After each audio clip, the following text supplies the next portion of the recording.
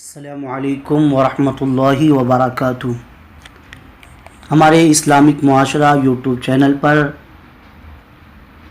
ہمارے ممبران کے لیے ایک نیا سوال حاضر ہے، اور آپ لوگ کو جان کر یہ بڑی خوشی ہوگی کہ ہماری روزانہ ہمارے چینل پر حجاج کرام کی تربیت کے لیے حج کے ارکان، عمرہ کے ارکان، اس سلسلے میں سوالات اپلوڈ کیے جا رہے ہیں۔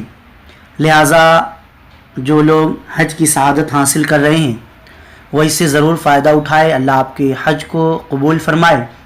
اور ہمارے چینل کو ابھی تک آپ نے سبسکرائب نہیں کیا ہے تو آپ حضرات اسے سبسکرائب کریں، بیل آئیکن کو کلک کریں۔ اس کا فائدہ ہوگا کہ ہماری جو بھی ویڈیو اپلوڈ کی جائے گی اس کی اطلاع آپ کو ہو جائے گی۔ طواف کرنے کا صحیح طریقہ کیا ہے؟ سماعت فرمائیں۔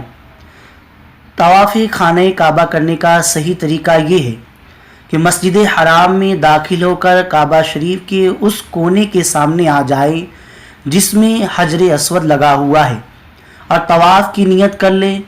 اگر طواف کے بعد عمرہ کی سعی بھی کرنی ہے تو مرد حضرات اضطباء کر لیں، یعنی احرام کی چادر کو دائیں بغل کے نیچے سے نکال کر بائیں مونڈے کے اوپر ڈال لیں، پھر زبان سے بسم اللہ اللہ اکبر کہہ کر حجر اسود کا استعلام کریں، یعنی حجر اسود کا بوسہ لیں، یا اپنی جگہ پر کھڑے ہو کر دونوں ہاتھوں کی ہتھیلیوں کو حجر اسود کی طرف کر کے ہاتھ چوم لیں، اور پھر کعبہ کو بائیں طرف رکھ کر طواف شروع کر دیں۔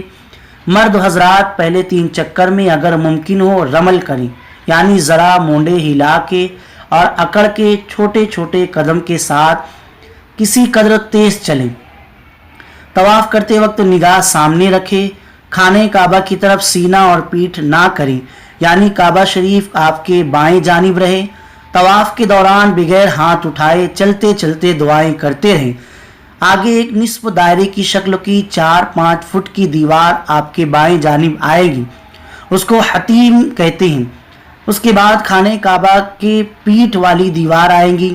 اس کے بعد جب خانہ کعبہ کا تیسرا کونا آ جائے جسے رکن یمانی کہتے ہیں، اگر ممکن ہو تو دونوں ہاتھ یا صرف داہنا ہاتھ اس پر پھیریں، ورنہ اس کی طرف اشارہ کیے بغیر یوں ہی گزر جائے۔